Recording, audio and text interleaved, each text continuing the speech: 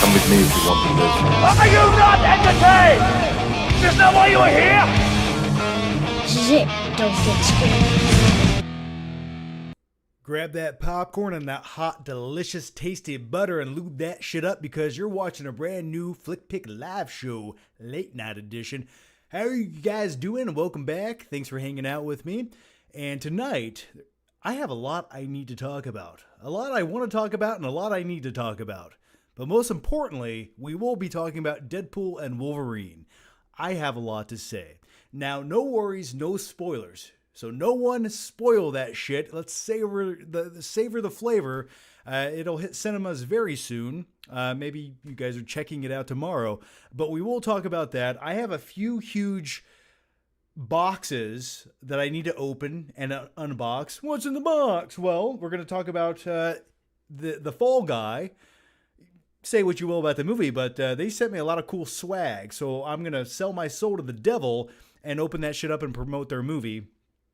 And then I have another unboxing to do for the bike riders. They sent me a cooler. I don't know. It looks kind of neat. But we'll open up all that glorious stuff. And also I have a few new 4K movies I want to share with you as well. So without further ado, how about I put on my cool shades that I was supposed to shoot a promo for and I never did. But nevertheless, I have them here now. And I sort of feel like Cyclops from X-Men. Just saying. Feels good. All right, so let's just dive into the questions. Let's dive into the juicy stuff. And the first one comes from the 50% Doctor Who podcast, who says, I just can't deal with the MCU anymore. Well, that's a great question to start off our main topic of the show. And feel free to chime in with your thoughts, your feelings about Deadpool and Wolverine, but I'll go first since it's my fucking show, okay? I make the rules here. You hear that? I'm not afraid anymore. They're listening. Okay, so it's been a while since I have enjoyed an MCU film. It's been a very long time. I would say years since I truly felt anything going to the theater to watch that regurgitated baby food shit out of their asshole into our eyeballs. And they're like, hey, yeah, this is a good comic book movie. You guys like this, right? No, we don't. Ever since the downfall of society, and I mean the COVID era, it feels like Marvel hasn't really had a solid plan, a direct path, and it sort of feels like we're on the JV squad, the B team, if you will. And all of their movies, just as far as the tone goes and the quality, it really has felt like it's taken a step down. Now, I'm not referring to Spider-Man No Way Home. I'm talking about Thor: Love and Thunder. Okay. Do you know anyone who likes that movie? If you do, immediately unfriend them, block them, and then you have Doctor Strange and the Multiverse of Madness. I'm sure people like it. I would never go back and revisit it. And then you had other abominations such as the Marvels. Okay, probably one of the worst movies I've ever seen in the theater.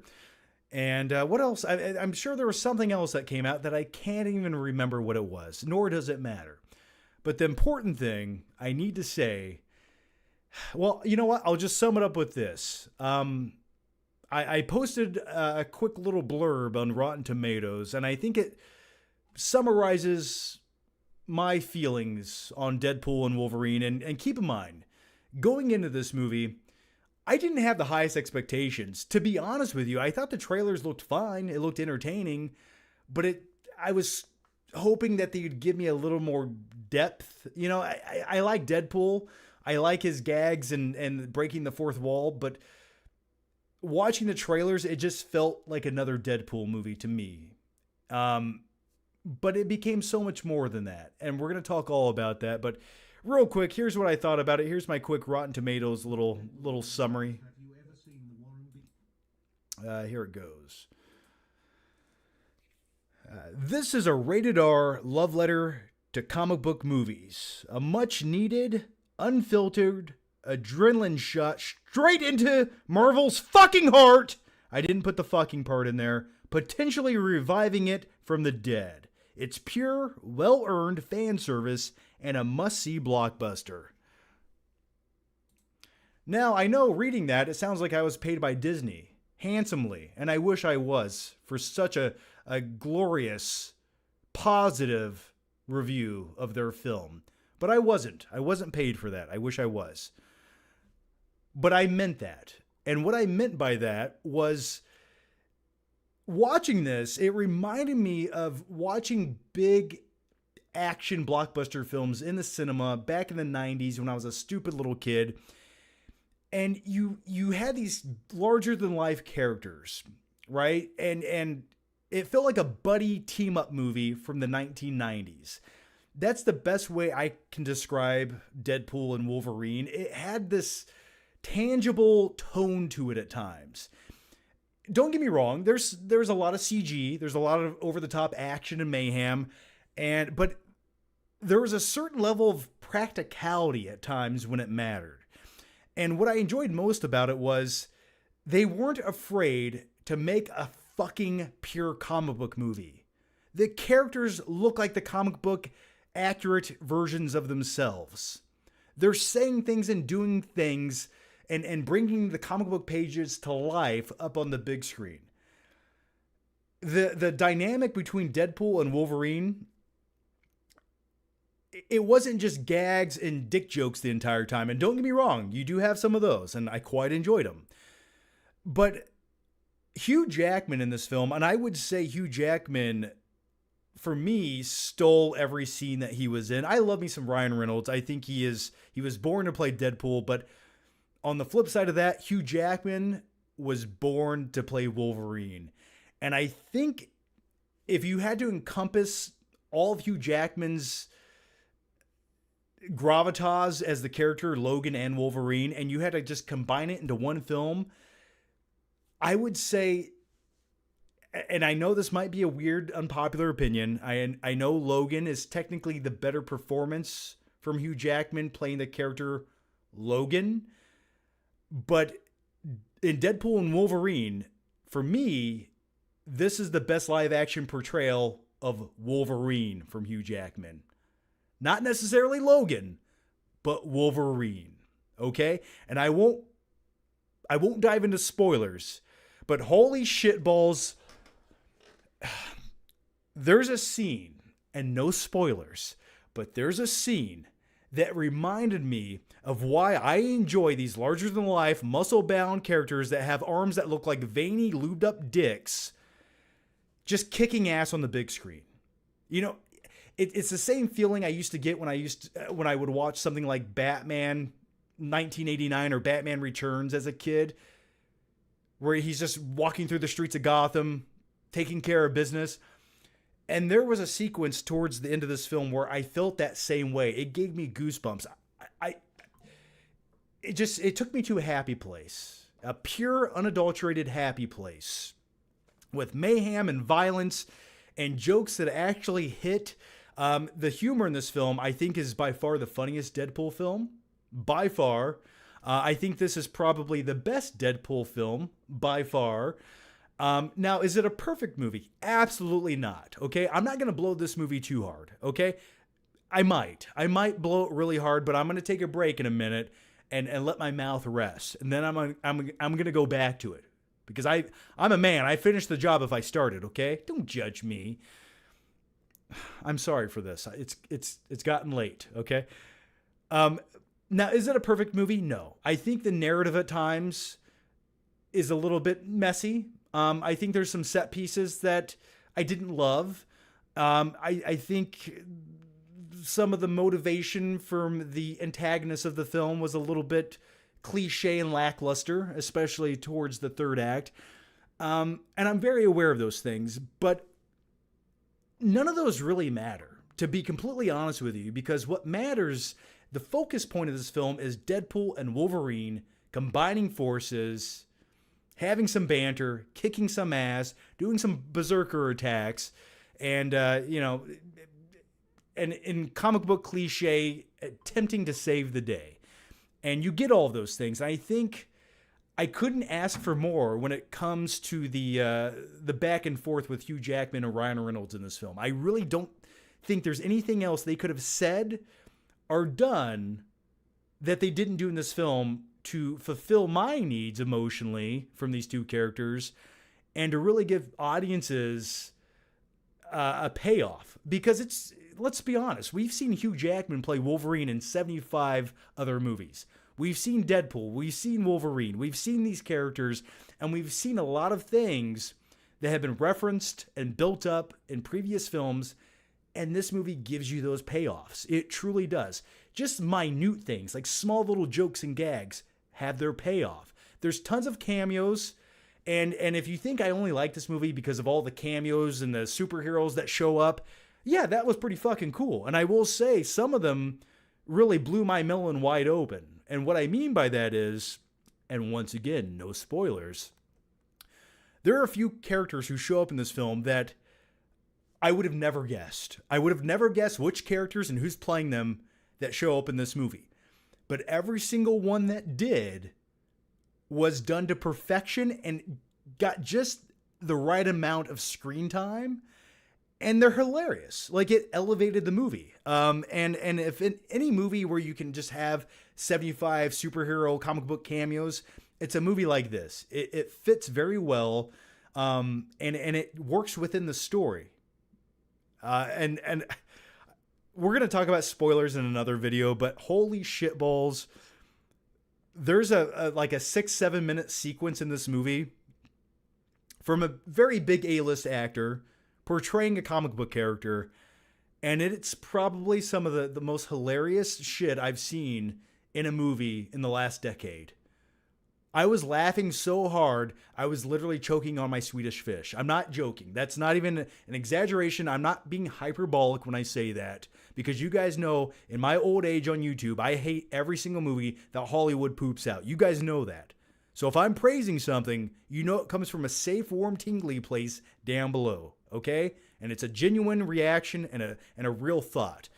Once again, I'm hoping that Disney sends my check in the mail and it clears. Anyway, no one's paying me. I wish they were, though. But yeah, it's a good movie. It's a great superhero flick, and I'll put it like this. If in the future, and now I don't expect every Marvel movie coming out to be rated R or to this level, but in the upcoming X-Men movies, because they are going that route very soon, that's the next phase of Marvel, the mutant phase. If they can just keep that tone, that tone that they had with Wolverine and a few other characters in this movie, if they can just carry that tone over and into the future, I feel like the X-Men franchise is going to be in very, very good hands. And I have a lot of faith in it. Sean Levy, who directed this film, who also directed Night at the Museum, which I was never a fan of. So just keep in mind that him being the director of this film did not get me excited whatsoever. Not at all. But he also directed a movie called Real Steel, which is essentially the over-the-top remake, but with robots. And I like it. It's a good rainy day movie. Also starring Hugh Jackman. But I would say this is probably my favorite movie he's ever directed by far. And I think he understands these characters. And it feels like, if for anything else, this is what Marvel needed. They needed this. This was a slap in the face. Stop making your junky, shitty movies that no one wants to watch, where you bastardize the characters we've grown to love, and it looks like you shot the entire movie over the course of a weekend in someone's garage in front of a green screen. Stop doing that, Marvel. You have the money, you have the talent, just give us what we want. We'll give you the cash, take it. So, to sum it up, this movie's a nerdgasm. It's a return to form, and it felt like a real movie. It felt like it took risks. It felt like it pushed the envelope, and it feels like in previous Marvel films, especially over the last four years or so, it feels like Marvel just wanted to say no to everything and play it very safe, almost too safe. And it feels like, you know what, they said, you know what, we have nothing left to lose at this point. Just rip that shit up and let's go for it. And this film earns that R rating. It's a damn good time. It feels like a 1990s comic book movie. That's the best way I can describe this movie. It feels like a 90s comic book movie. It really does. And I loved it. I truly loved it. It's not perfect, but in the areas that it needs to get right, it goes above and beyond. It truly does. And I hate to say this, but everything else was servicing these two characters because they just steal the screen every time they're on it. And Hugh Jackman in this movie, and let me just praise this man just for a few more seconds. He gives 4 or 5 monologues in this film, very heartfelt monologues, and he essentially was the anchor of this film, the heart that was palpitating and pulsating before adamantium claws fucking shoot out of his claws. But every sequence that he's in, you just look at this guy and you think to yourself, or at least I do, I think, that is a man. That is a man, and that is a damn good actor. And it just elevates the entire film every time he shows up. So, is it fan service? Abso-fucking-lutely it's fan service. But as I've always said, and I originally said this, no one else said it, and if they did say it, they took it from me because they're unoriginal. But I've always said this. I'm a fan, so service me. And I will say, Marvel and Disney, they serviced me this time for the first time in a very long time. And I quite enjoyed it. And when I close my eyes at night, I'm going to reminisce about it. So anyway, get excited for Deadpool and Wolverine. I don't think you'll be disappointed. I really don't. All right. I don't know how long I just talked, but those are my thoughts. Feel free to chime in with your thoughts about Deadpool and Wolverine, and we'll talk all about it. All right. So let's chime in with the questions here. Tyler Van says, do you think this is Sean Levy's best movie? I do. I do indeed, Tyler. I would say this is probably his best movie. It's definitely better than Night at the Museum. There you go. But yeah, by far probably his best movie. The next one comes from Movies for Life, who says, thoughts on Joker 2 based on both trailers. I love the first Joker film. I'm really excited to see this. The musical tone that feels very heavy in this, I'm hoping it's not just a musical. I'm hoping that that's a very minor element of the film, and maybe they're just really accentuating it in the trailers. But I want a Joker movie. I don't mind if they have these crazy schizophrenia-like daydreams of being in a musical to help cope with their situation. I think that's kind of a cool element. I'm excited to see it. If it's a straight up musical for 2 hours, if there's a few sequences, fine, I'm cool with it. But I'm excited to see it. John Tennant, how's it going, Johnny? And thank you for the very generous super chat.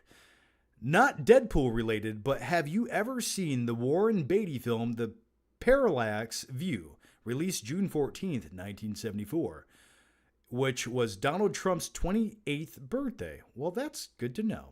The plot of this movie is about presidential candidate assassination. Interesting. I have not seen it. I feel like I've heard of it, but I've never seen it.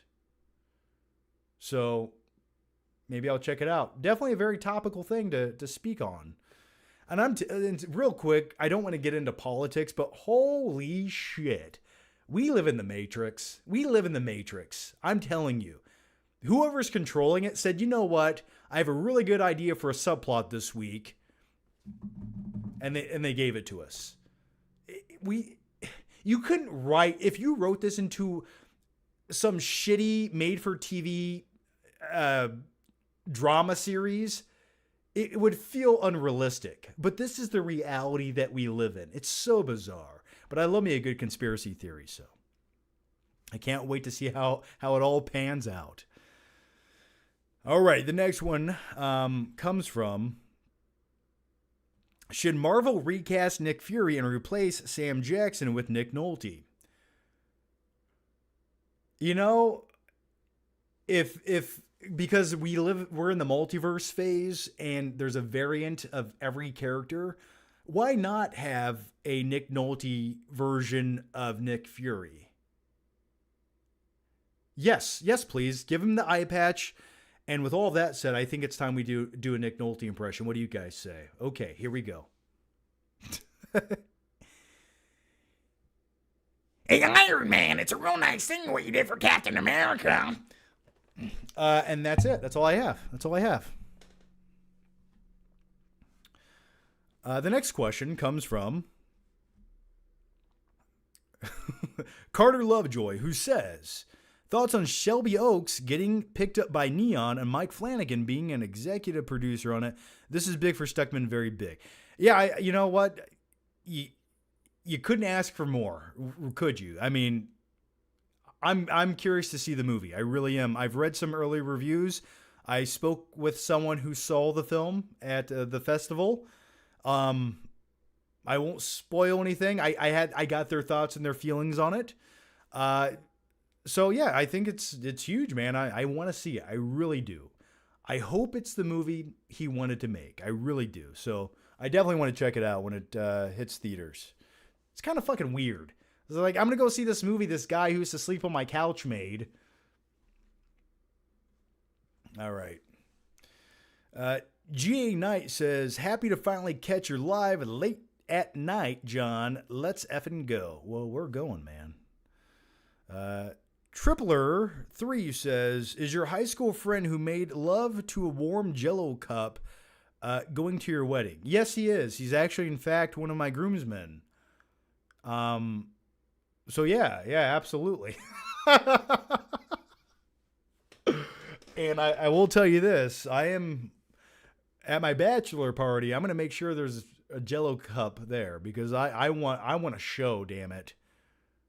For old time's sake, here, let me heat it up in the microwave. Have your way with it. I'll watch from a distance. But yeah. He is coming to my wedding. I was just talking to him on the phone earlier, actually. Speak of the devil. Jell-O pudding cups and pudding pops. If you guys don't know what's happening right now, I probably told that story 10 years ago. And for some odd reason, this awesome viewer just kept that in his subconsciousness until now. So thank you for that. Let's just keep going. Mike's Movie Talk says, thoughts on Long Legs. I thought it was slightly overhyped, but definitely quality cinema compared to a lot of the other stuff we've been getting. Well, Mike's Movie Talk. I liked Long Legs. I gave it a positive grade on Rotten Tomatoes. And I liked it. I thought it could have been more. And I will say this. I was hoping for a little more of a manhunt for a serial killer. I think that to me is much more interesting. You know, if you're going to borrow a lot of inspiration from classic thrillers like Silence of the Lambs, but you're going to have this sort of odd supernatural art house film based on that influence, I guess the thing that really the only thing I hated about Long Legs was something with all these art house films, these horror art house films, they always sum it up with, well, because of the devil. Because Satan. That's why. That's it. Because Satan. And I just go, yeah, that's kind of fucking lazy. I don't like that at all. I hate it, to be honest with you. But I enjoyed 90% of the movie. And Nicolas Cage. How can you hate Nicolas Cage? I will just say this, though. Nicolas Cage in Long Legs, he's wearing extensive prosthetics, and he's playing. I'm at a point in my life where whenever Nick Cage is trying to play a creepy bastard on screen, I just can't hate that character. I'm not afraid of that character because all I see is Nick Cage. And that's a good thing and a bad thing at times, you know, but it was just hard to suspend disbelief and see this menacing, dark, twisted character when all I saw was Nick Cage, who looked like he was stung by a bee. That's for me, you know, but not to take away from his performance. That's a personal problem I have every time I watch a movie. I close my eyes and I see Nick Cage with a swollen face. It's really terrifying. All right. The next one comes from Jonathan Diaz, who says, Yo, John. He didn't say Yo, John. I said that. He says, Yo, have you seen the movie Victoria from 2015? European film shot as a true one-take, crazy intense ride worth the rental. Victoria from 2015. I don't think I have. I don't think I've seen it. Sounds cool. I'm all for a great one-take tracking shot, so I'll look into it, man. Thanks for the recommendation. Have you guys seen this movie? Is it good? Let me know. G.A. Knight says, Best Prime Wolverine, Logan was best for final performance. You know, I will touch on Deadpool and Wolverine, and I will touch on the legacy that Logan left behind. And I will say this film adds a little bit to it, and it definitely recognizes that film very much so, and does reference it, and is very aware that it exists. But I would say Deadpool and Wolverine add a little bit to it. It doesn't ruin that lore. It definitely does not at all. If anything, it adds to it. But my point was earlier when I said this is the best Wolverine movie, Logan's the best Logan movie. The title says it all. But in Deadpool and Wolverine, for me, this is the best Wolverine movie. I can't tell you anything else. All right. Tony Soto says, Hey, John, just wondering, will you be making a movie like your friend Stugman? I've never wanted to be a director. That was always his dream, not mine whatsoever. Never wanted to be a director.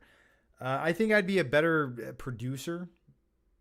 Maybe a better producer, but I never wanted to direct a movie. I just never wanted to. Okay, let me try to catch up on some questions here. Let's see. We got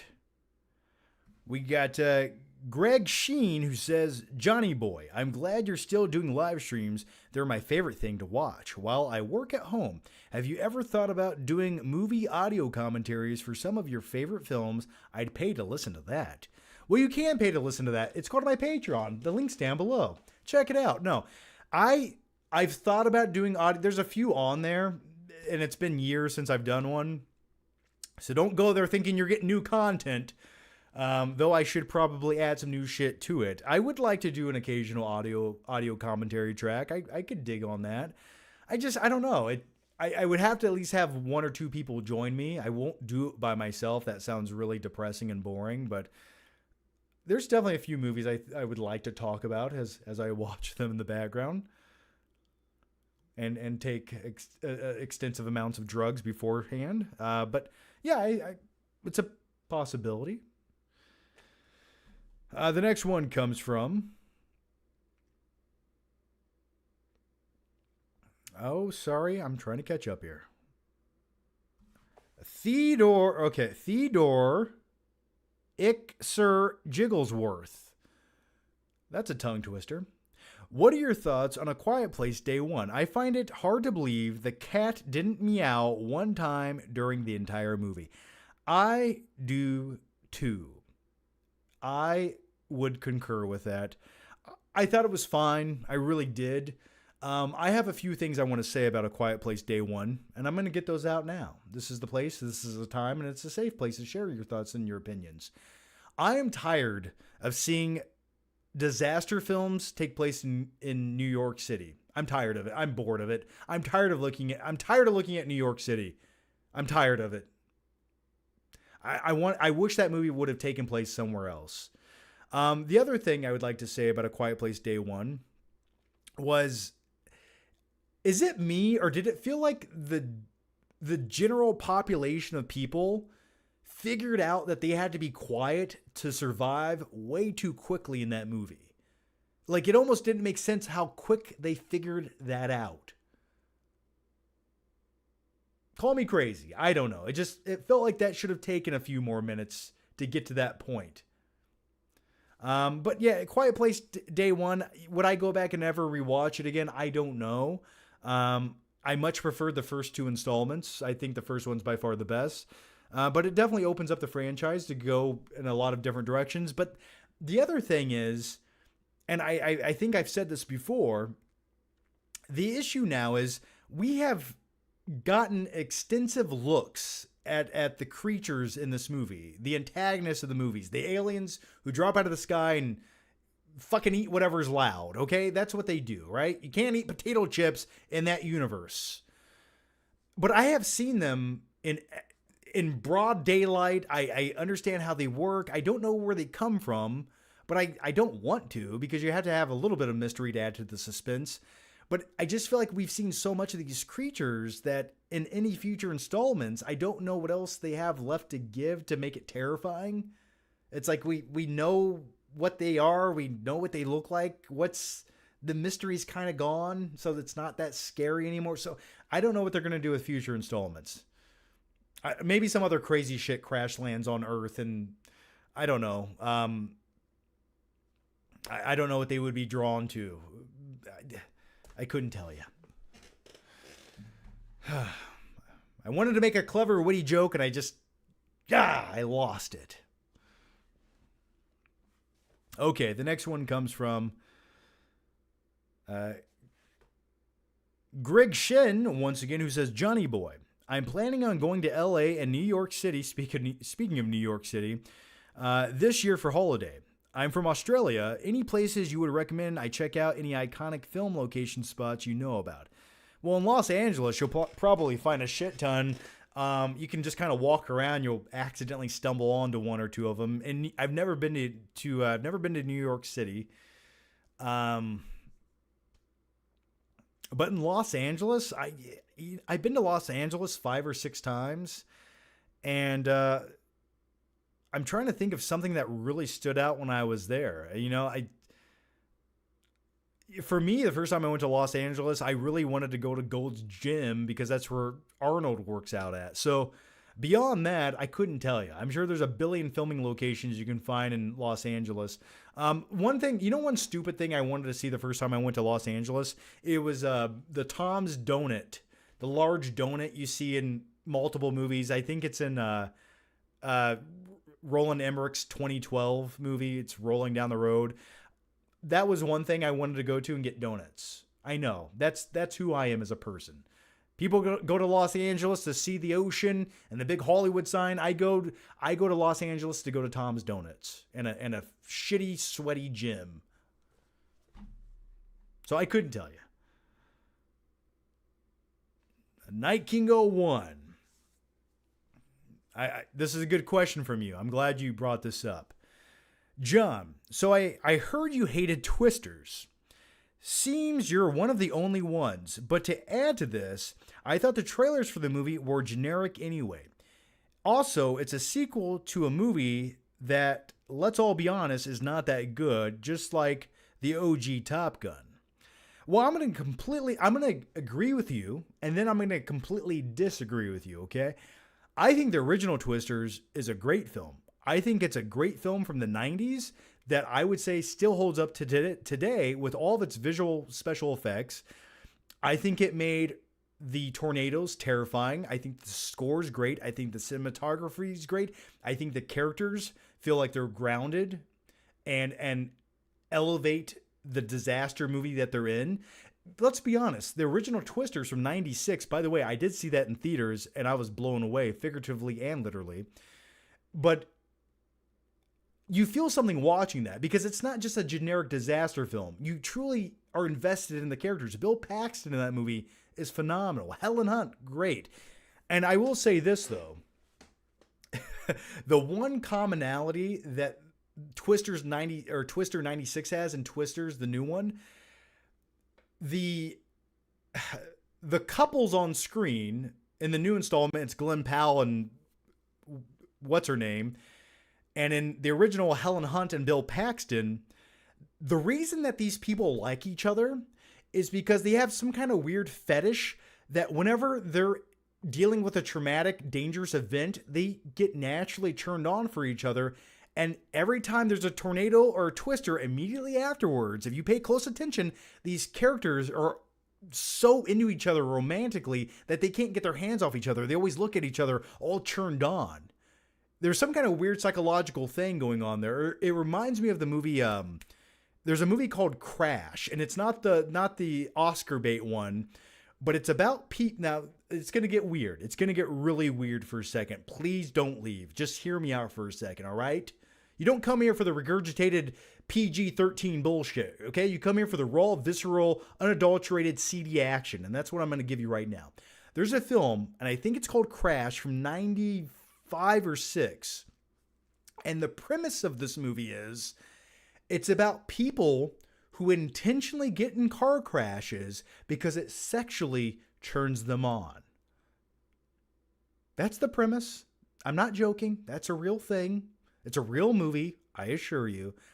And Twisters, to me, was always sort of that, but with a tornado. It's always been that to me. I know. But now let's talk about, but I do love the original Twister. I think it's great. I really do.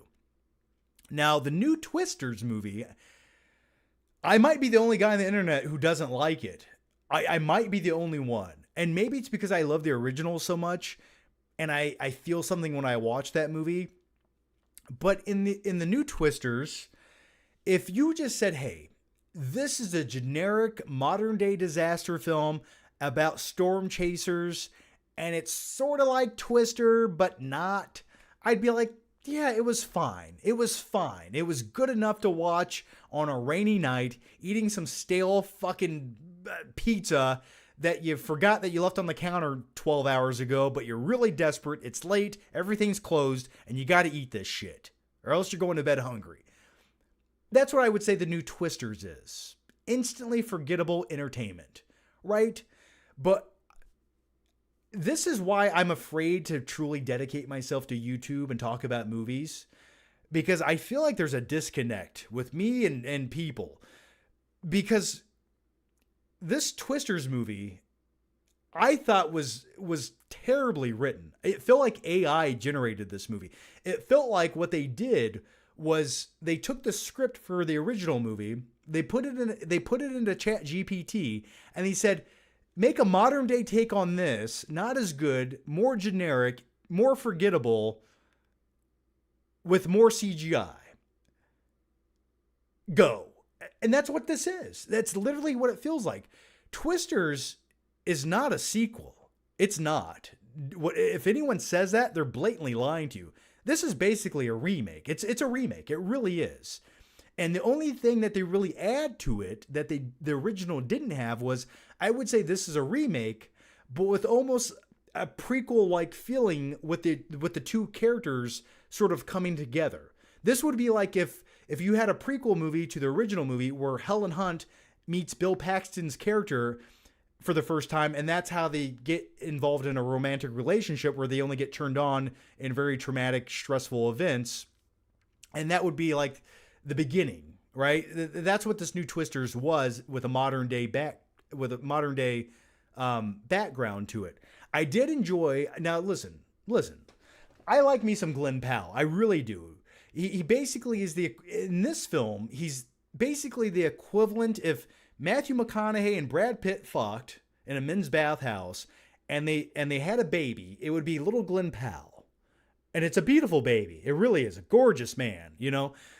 And I liked him in this movie, but he's sort of just this cliche guy who makes YouTube videos where he just drives his badass truck right into a twister or a tornado, and he records YouTube videos, and he has 1 million subscribers for doing this.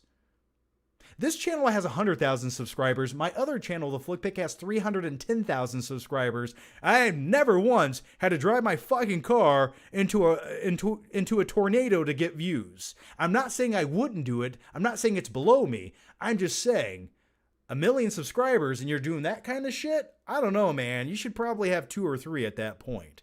Call me crazy. What kind of CPMs do you get for driving into a hurricane? I don't know. It seems very dangerous. It seems like something YouTube would take off because it's too dangerous and violent and involves children. I digress. But I did enjoy those scenes. But by the 5th time in the movie that he drives his red pickup truck into a twister, I go, oh, those aren't very dangerous. You can just set in your truck.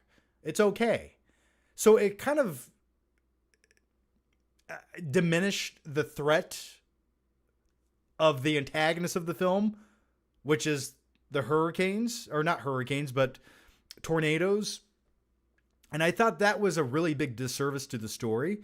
The other thing is the way that some of the sequences are shot, where people are dying and there's things flying and debris, it felt more like a Final Destination movie rather than a disaster film.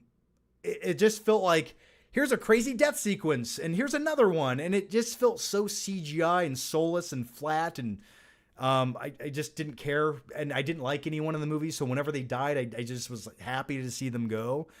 I was like, oh, I hope they die in a brutal fashion in about 25 minutes.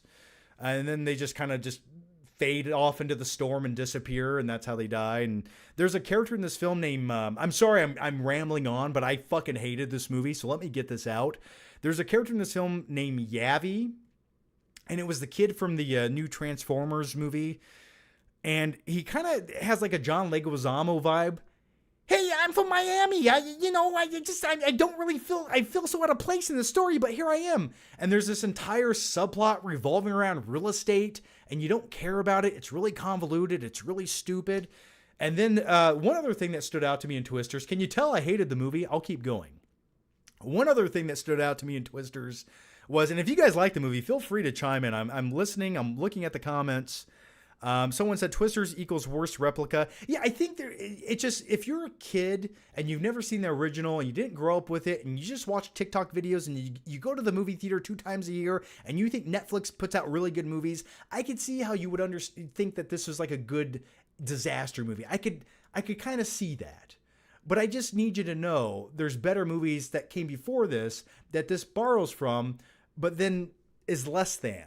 But his character, I hated his character. But the goal in this movie, right? Because we've already had Dorothy, they've already shot the sensors up into the hurricane. This time around, they want to put these big, what are they? They look like the, what are those toys called from the 1980s light toy? What is that called? A light bright.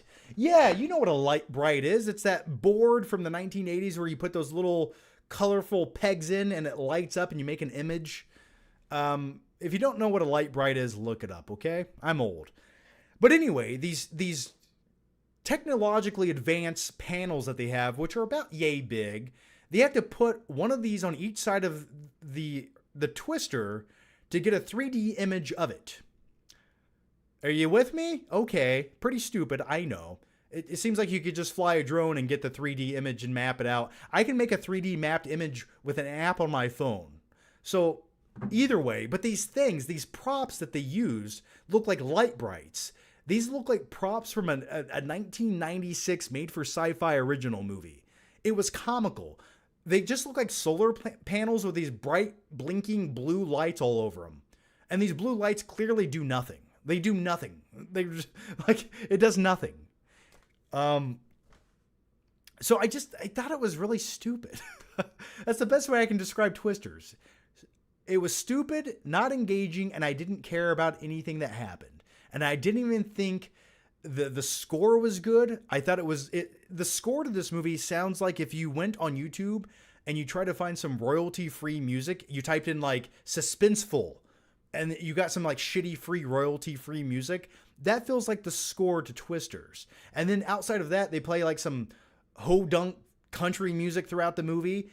And if you go back and watch the original Twisters, the soundtrack to that movie is great. The score, whenever the Twisters are on the horizon in the original 96 movie, there's this like creepy string violin sound playing. It's terrifying. Like the tornadoes in the original feel like a true antagonist, like an evil villain coming to just stake claim and rip you apart. In this new one, it's like, oh, here's a big gray CGI cloud. Let's listen to some country music. Oh, so those are my thoughts on Twisters. If you liked it, it's cool. We can be friends. I respect your opinion. But the original one is far superior. And in about a week, you won't ever remember Twisters came out. Because let's be honest, it came out 2 weeks ago. And no one's talking about it. So I think point proven. Those are my thoughts. All right, let's get back into the questions. But hey, you can't say I hate every movie now because I clearly enjoy Deadpool and Wolverine. So there you go, all right?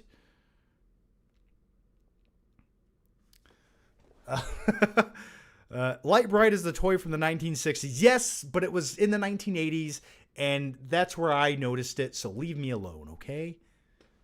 All right. But thanks for the question, Night King 01. I was happy to give you a 25-minute response. Claudia Rogajon says, I'm glad to hear Deadpool and Wolverine is more deep with Deadpool because he's a much deeper character than the movies make him out to be. The best stories in comics show off how complex he actually is. Yeah, you get a character. I wouldn't say you actually get a character arc with Deadpool in this. I would say, now keep in mind, I just want you guys to know, this is the multiverse, right? There's variants and other variants and more variants. My least favorite part of Deadpool and Wolverine would probably be the first act of the movie. It's not bad. It sets things up, but it's by far the weakest act in the entire film. It only gets better. The first act, I'm like, okay, been here, done that. I'm like, I get it. But it felt like, if for anything, they got all the obligatory stuff out of the way, especially when it comes to Deadpool in the first act. And I appreciated that. So the next one comes from Tony Soto, who says, oh, we already answered that. We answered this. Oh, Bakatir says, steady hands, John. You almost broke character. Glad to see ya. Hope you had a good nap because this stream is going to be a long one. I hope it's not too long. I do have to work tomorrow. I have to be a functioning member of society, unfortunately. I know it sucks. I hate it. Hate every second of it. I just want to be a little boy all day and run around. But yeah, we're definitely going to talk for a minute. Now, are we going to talk for 3 more hours? I don't know if I have that much mental capacity to give you. It is getting late. I've been up since 6 o'clock this morning, but I do have a nice hydrating Prime Energy drink right here.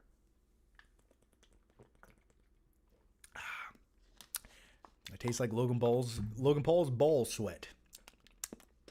And I like it. Okay, the next one comes from Jonathan Diaz, who says, Zac Efron's traps in the Iron Claw. Holy shit. Oh, yeah. Oh, yeah. He was juiced. I loved it. Bakatir says, nothing, because we already answered that question. The next one comes from Double Chief, who says, were you as disappointed by Longlegs as I was? I wasn't disappointed. I liked it, but I definitely think there was more they could have done with it. And in some regards, I was a little bit underwhelmed. It felt like they had some good ideas that they didn't quite explore all the way.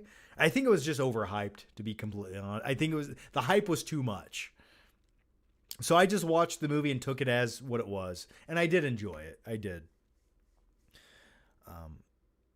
Bruce Cook says, hi, John. I know this is way past due, but did you see the April 2024 eclipse? Where did you see it? Indy? Muncie? I live in Fort Wayne, Indiana, so I watched it in my backyard. Looked pretty cool, you know. I've seen one before, once or twice. But yeah, I watched it in my backyard. Cool stuff, man. Speaking of eclipses, go watch Apocalypto. Go watch Apocalypto. I wish we still lived in a society where we did mass sacrifice during an eclipse and ripped people's hearts out to give to the gods. I'm just putting it out there. In my perfect utopia, we do shit like that. I know it sounds brutal and it sounds cruel, but I'm just saying I feel like it would be the best thing that we could do. All right. All right. The next one comes from, I'm just kidding. No, I'm not. Elliot Cecil says, John, did your adamantium claws get hard? Well, yes, they did. Yes, it did. It did, definitely, man. There was, like I said earlier on, there was one sequence where it literally gave me goosebumps. I'll put it like this. I'll put it like this. This is not a spoiler. It's not. But I felt like I was watching a live action, side-scrolling X-Men video game from the 1990s. Just for a couple minutes. And I don't know if anyone else got that same feeling or that's what they picked up from it. But as a kid who used to play the X-Men arcade game all the time, every time I could get my hands on it, it gave me that vibe for like 2 minutes. It was beautiful. Kevy Rez says, thoughts on Liv Morgan making WWE less and less PG. Oh, she's doing great. I always thought she was sort of a bad public speaker and a mediocre performer, but playing this role, this sinister, like crazy slutty chick, maybe it's not proper to say she was made for it, but she's really good at it. All right. So, yeah, I think it's great. I love WWE now. It's getting grittier. It's not catering to 7-year-old kids anymore. The athleticism is getting better. The production quality is phenomenal. And once it goes to Netflix and ratings don't matter anymore, this is going to be like the adult version of the Attitude Era for me. And I'm so excited about it. It's a great time to be a wrestling fan. Okay. All right. The next one comes from InHomes25, who says, John, I once commented on Mr. Nightmare YouTube video and that got over 200 likes. It made me feel better about who I am and what I'm doing in life. P.S. Can you do these at least once a month from now on? No more half a year disappearances, dude. I would love to do these once a week at bare minimum. I really would. I want to let you guys know. I want you to know this. If I could do YouTube full time again, I would do it. I really would. I truly would. Okay. But there's a lot of things and a lot of what ifs, a lot of ups and a lot of downs and a lot of what have yous that I'm not in a position to do it right now. But I want you to know I want to. I also want you to know I love you. And if I could hold you right now and put your face close to my bosom and blow soft whispering nothingness into your ear, I would do that as well. That's how close we are. Okay? And that's how we should be. But furthermore, I do want to ease back into YouTube. I do want to make the occasional video more often. And maybe, just maybe, it can get more consistent and we can return to the gloriness of what we once were. Because I've said this once and I'll say it again. For me, I feel like there's a void missing in the YouTube in the YouTube community space, right?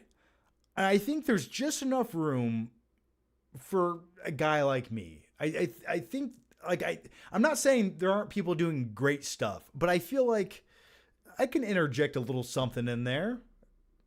And so I do want to get back into it. My goal is to really do one of these once a week. That really is the goal. The real goal is to do 2 of these a week and to really go bigger with it.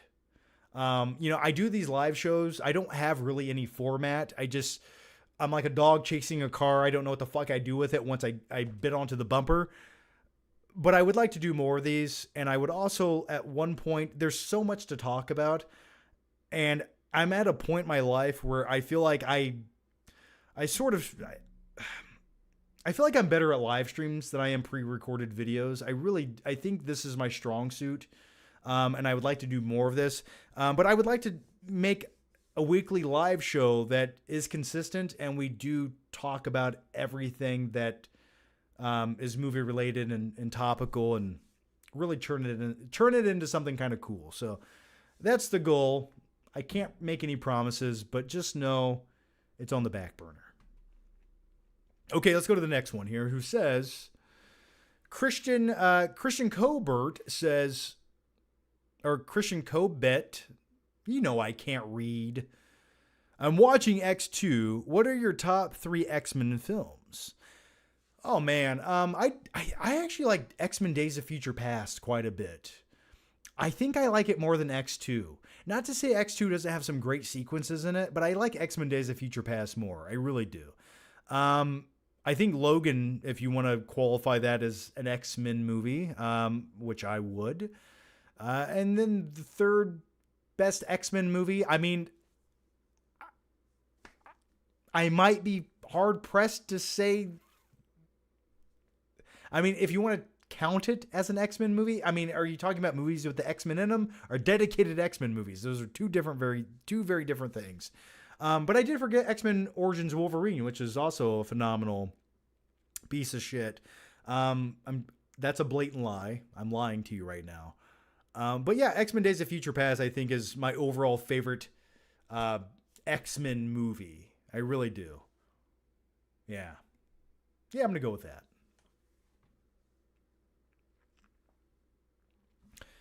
August Babington says, looking forward to the married life? ?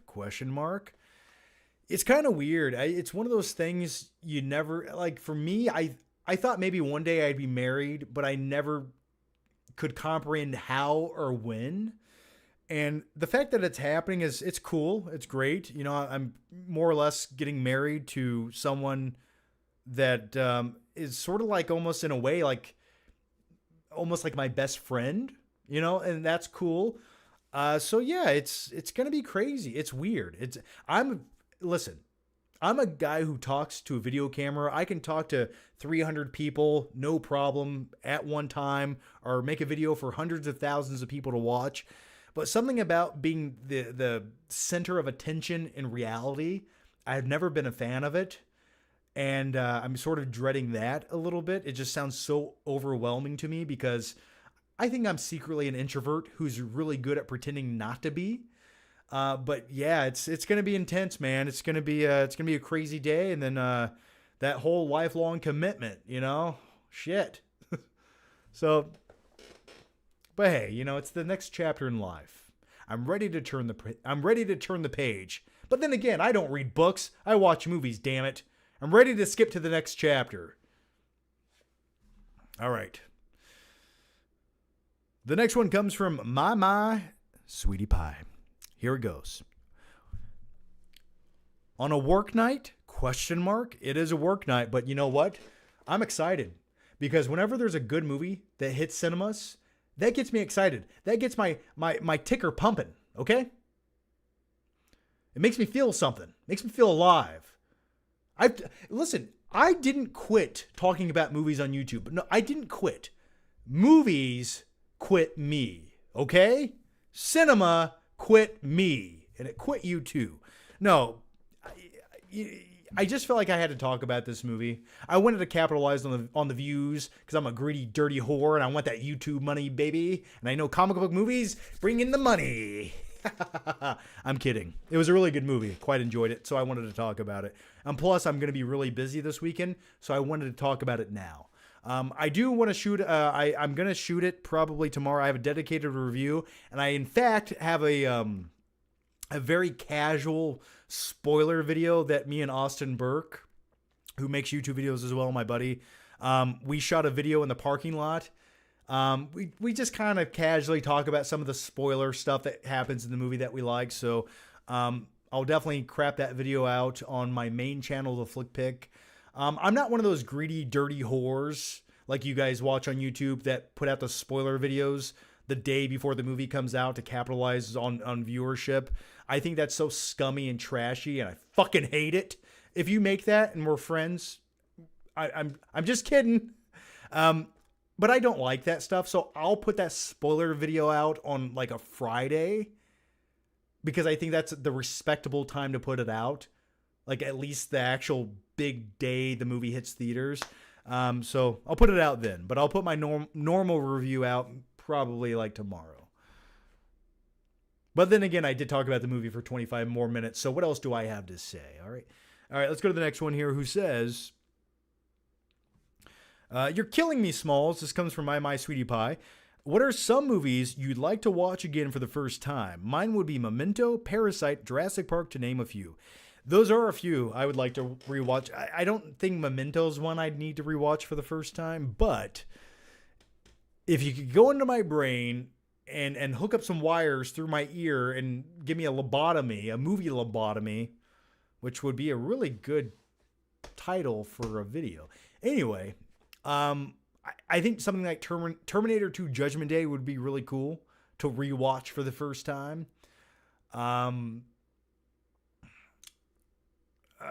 Something like The Dark Knight would be cool to rewatch for the first time. Yeah, I think that would be a good time. You know, there's tons of movies I'd like to revisit for the first time, but it's kind of hard. I don't know. It's almost a trick question, you know? Because those movies made me who I am. So if I eradicated the memory from my head to watch them again, maybe I'd be a different person. And I don't want to do that. But yeah, Jurassic Park would be pretty cool. Night King 01 says, John, I just watched Terry Gilliam's Brazil for the first time about 5 minutes ago. Have to say, one of the strangest films I've seen, but having Robert De Niro play an illegal AC repairman definitely made my day. Great ending. I have not seen it. I'm going to check it out, though, man. It's called Brazil. I'll check it out. Haven't seen it yet. I've not seen that. Is that new? I'm out of the loop.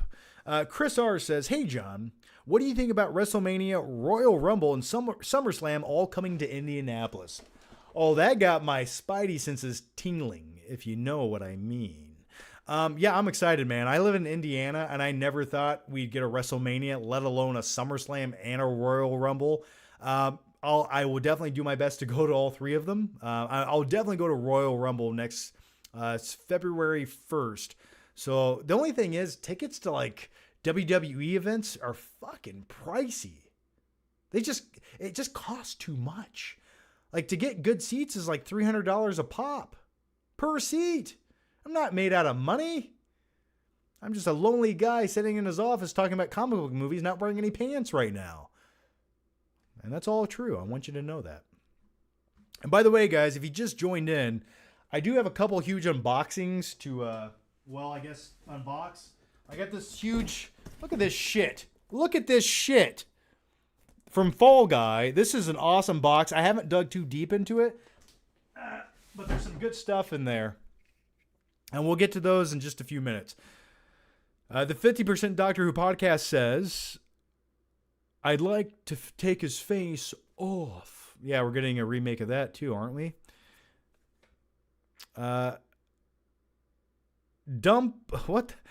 Dumplanola Pizza. I tried. Hey, John. Been watching your videos since 2012 and never really got to say how much I appreciate them. Your live show got me through the pandemic. Just a big thank you for still doing these. Well, damn it, man. That's a good... I love that shit. You just got into my heart and you held it. Oh, it feels good. That feels good. Thank you for that. No, I mean it. That comments like that not only stroke my ego, but give me a will to live. And I thank you for that. It does mean a lot. If for anything, the pandemic got me off my ass to do live shows on a weekly basis. So thanks for sticking around, man. And thanks to all of you for watching. It does mean a lot. You guys have been watching this guy, this enigma on the internet way too long. What is this? Look at these glasses. What a douchebag. But thank you. I appreciate it. Daniel Martin says, digging the Phil Nightshades, do you think we'll ever get movies that weave into pop culture like Back to the Future, Ghostbusters, E.T.? The 80s were filled with so much imagination. Yeah, the unfortunate thing is there's nothing that really comes out that's original that lives in the zeitgeist longer than 3 days. You don't see references or people taking quotes from modern day movies and using them in other movies. Like I'll Be Back, that was used in like 7 movies in the 90s. So yeah, it's that's really a testament to how original movies used to be and how iconic they were. And that's why we still latch on to them. They're so different and so much charismatic, so much charisma oozes from older movies. And it's hard to look away. It's hard not to be drawn back to them over and over again. And then in modern day cinema, and I'm not saying new movies aren't good. It's just there's nothing that keeps us invested with them for an extended amount of time beyond watching them in the theater and maybe again on a rainy day 5 years down the road on Netflix. Beyond that, it's sort of like you instantaneously forget that they exist. I don't know. I would like if things returned to where you could, it's kind of, I don't know. Is it hard to be original anymore? That's the question. All right, the next one comes from Jonathan Diaz, who says, petition for over-the-top audio commentary. That would probably be one I'd have to do. I really would. How many of you want to watch that? What's that? 3 of you want to watch that? Well, maybe I'll do it just for 3 of you. I mean, I truly could deep dive into that film and explain why it's better than it is and how a lot of people just missed the point. Oh, it's an arm wrestling movie. No. It's a father and son relationship. The arm wrestling is just the backbone. It's the driving force. It doesn't even matter. It's about a father and son coming together. Okay? And there's nothing more precious and more beautiful than that, except for Sylvester Stallone's bicep oiled up with veins shooting out of it. That itself is maybe slightly more beautiful. Or a grown man drinking motor oil and slapping himself in the face. That is also fucking beautiful. But other than that, it's a beautiful story. Let's go to the next question, shall we? Thank you. Where am I at? Okay. Tripler3 says, do you miss VHS players because you didn't have to update the firmware to watch Gladiator? Yes. It was so pure, but you know what you had to do? You had to rewind that shit once you were done with it. And then you had to go up there and adjust the tracking issues. Like every once in a while you had to go like, shit, the tracking's a little off. Let me get that fuzz out of the corner. So, I definitely think Blu-ray's the superior format by far, but VHS players had their time, they had their place, and I do miss them. That feels like a lifetime ago. That feels like it was 147 years ago, to be honest with you. It really does. It feels like so much time has passed. I'm getting emotional. The older you get, the more nostalgic you get. And you just crave your youth. Almost in an unhealthy manner. You really do. That would explain why I have arcade up machines and a whole bunch of toys. Did I mention to you I'm 37 years old and I'm utterly insane? Let's keep going. The next one comes from Gabe K, who says, I love when you get existential and talk about how crazy existence is during these live shows. We'll speak of the devil. I believe God is the best explanation for human consciousness and creation. Have you seen Secret Nim? I have not. I would say we live in the Matrix. I truly think the Matrix is a more realistic approach. And if you want to call the guy controlling the, the control pad in the Matrix God, that's fine. Call him what you will. But I think we live in the Matrix. I really do. And if you just think about it from a logical perspective, I know it sounds crazy. And I assure you, I'm not on any psychotropic hallucinogens whatsoever. And this is, in fact, a movie podcast / live stream. But just hear me out for a second. With technology where it's at right now, with VR and connecting wires to people's brains to make them think and feel things, we're getting to the point where in about 50 to 100 years, with technology evolving as rapidly as it is, we're going to get to the point where you can't decipher reality from VR. Just give it 100 years. We're going to get to that point where your brain won't know the difference. And I'm not talking about having a giant contraption on your head. I'm not talking about that bullshit. Okay. I'm not talking about a Meta Quest 57, whenever that comes out. I'm talking about the fact that at some point we're going to be able to just like put a little device up to our head and it's going to have this Bluetooth capability to just shoot signals into our brain. And our synapses are truly going to think that we're in a different location at a different place. And if you could just hack that system, you could take all of humanity and digitally put them wherever you want. As long as you just put them in giant incubators, maybe filled with some goo, and you feed us some vitamins or hook us some vitamins up to our I know it's getting weird, but anyway, I think at some point that will be a reality. But if at some point that can be a reality, how do we know it's not our reality already? Some of you are just like, I came here to hear about Deadpool and Wolverine. What the fuck are you talking about? I don't know, but it's a thought. Okay? I just wanted to share that with you. Let's keep going. I know Kung Fu. All right. Buzz Wiggle Whistle says, do you think we will eventually get shorter movie runtime due to society's dwindling attention span? It seems like you can't go to the theater these days without kids pulling out their phones to go on TikTok.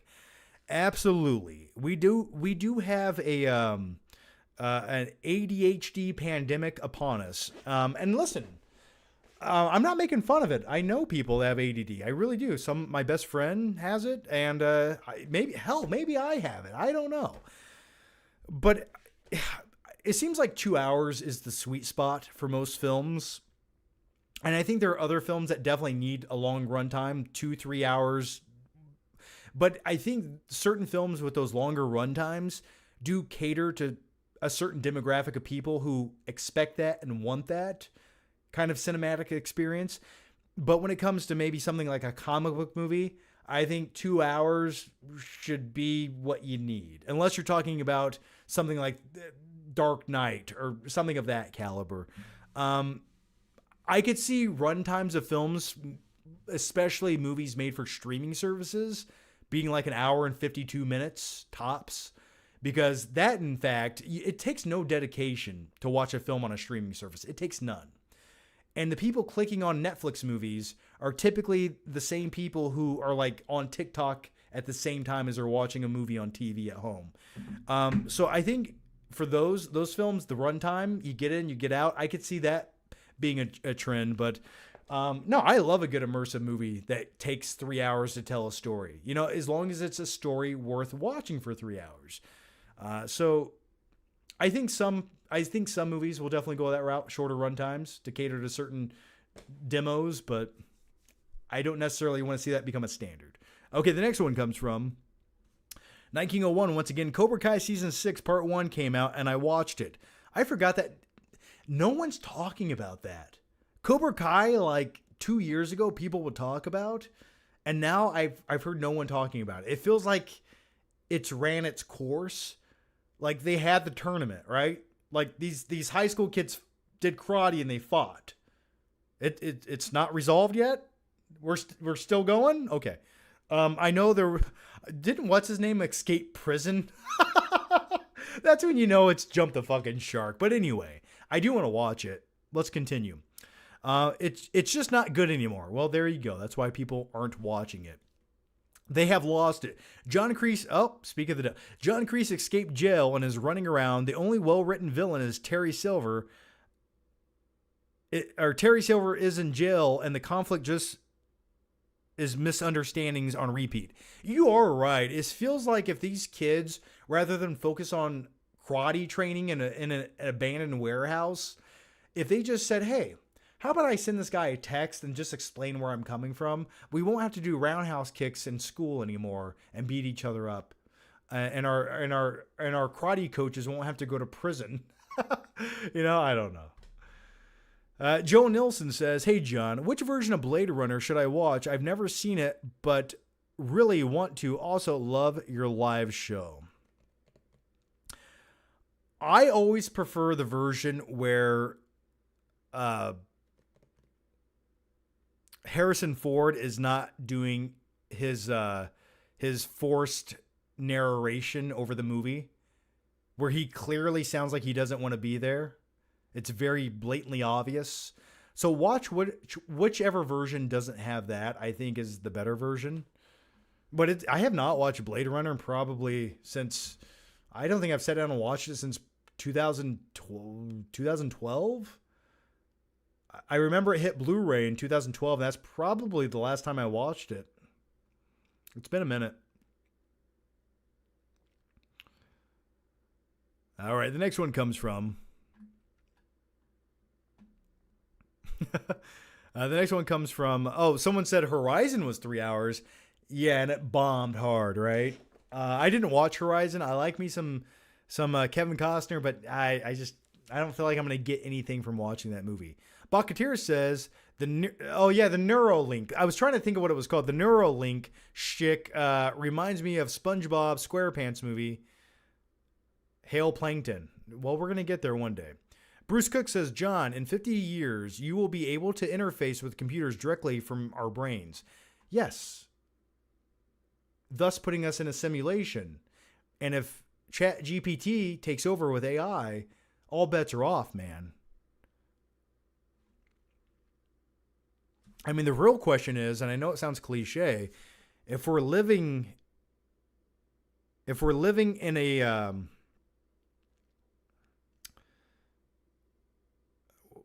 I forgot what we were talking about. It's getting late. If we're living in a simulation, do you want to leave it? Would you leave it? Would you take a chance and leave it? I don't know if I would. I don't know, man. I might stay where I'm at. Don't wake me up. I got Swedish fish. I got OLED TVs. I got everything I need. Where else am I going to go?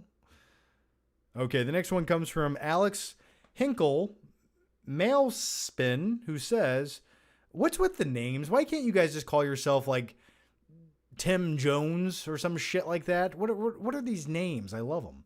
I'm getting Batman v Superman vibes right now. From Deadpool and Wolverine? No. It's better than Batman v Superman. I promise, man.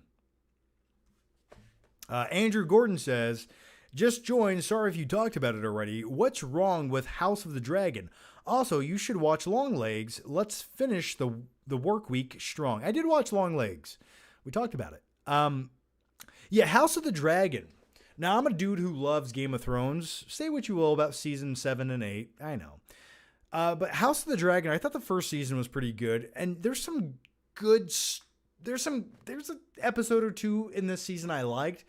But man, it just feels like it's so drawn out and there's no pulse or excitement. Can something come from this? Let's turn up the volume a little bit here. All right. I feel like everyone's sleepwalking. So I watch it weekly, but I'm just not as invested as I want to be. There's not one real character to latch onto. Everyone just feels so neutral. There's no one that's a larger than life character, and I miss that.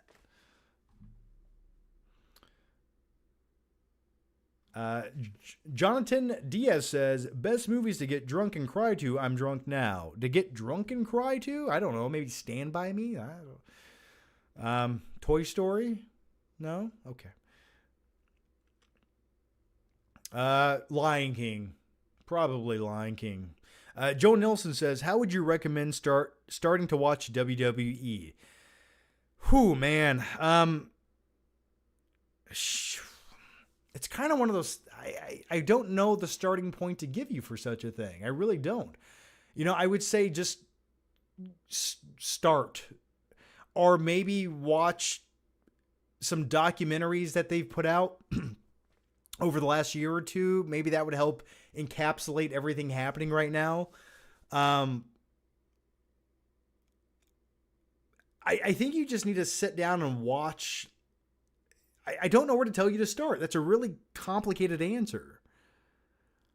I mean, if ever there was a time to start, now would be the time. I would say go back to like last summer and watch all the WWE premium live shows, all the pay-per-views leading up to now, because the payoff at WrestleMania 40 was worth it. I think that would be if you watch the last like 7 months, I think that'd be a great setup to catch up. Now, are you going to be able to watch every single show? No, but go back and watch the major, watch SummerSlam, Royal Rumble, watch the WrestleMania. I think if you watch those three and then start watching the weekly shows after that, and you can kind of put things together, I think you might start enjoying it. I think that's enough backstory. You know, for me, the first time I ever watched wrestling, it was in 1998. I specifically remember this. I remember there's like some kids at school talking about wrestling, and I was really never into it. And I was like, you know what? I'll give it a try, maybe this summer or whatever. And it was the summer leading into 5th grade. And I remember I turned on Monday Night Raw, and it was the Monday Night Raw right after the King of the Ring, where you had the Hell in the Cell match with Mankind versus The Undertaker, and they were doing like a highlight reel from the night before where that match went down on pay-per-view. And I saw Mick Foley fly off the side of a 16-foot tall steel cage onto a table, and I was like, what is this shit? What is this? And then ever since then, I started watching it. And it took me, you know, it might have taken a month or two to really figure out every backstory and every character in the show. But once you're invested, it's just pure. It's just unadulterated, pure fun. You know, it's kind of like watching a new comic book movie every week, a live action comic book movie or something. You know, that's what it reminds me of. Okay, Claudia Rogajon says, and I'm going to go way quicker with these questions. Random, but I rewatched The Incredible Hulk from 2008, and when I watched all 45 minutes of the deleted scenes, and man, that movie could have been so much better. All the great character moments and context were lost, especially with the villains. Yeah, you know, I've always thought Hulk 2008 was underrated, and it definitely felt like a movie that could have been more. But yeah, watching it, even for the first time in the theater, it felt like it was chopped as shit. So that would make sense. Mike's Movie Talk says top 3 foods. Excuse me. Taco, pizzas.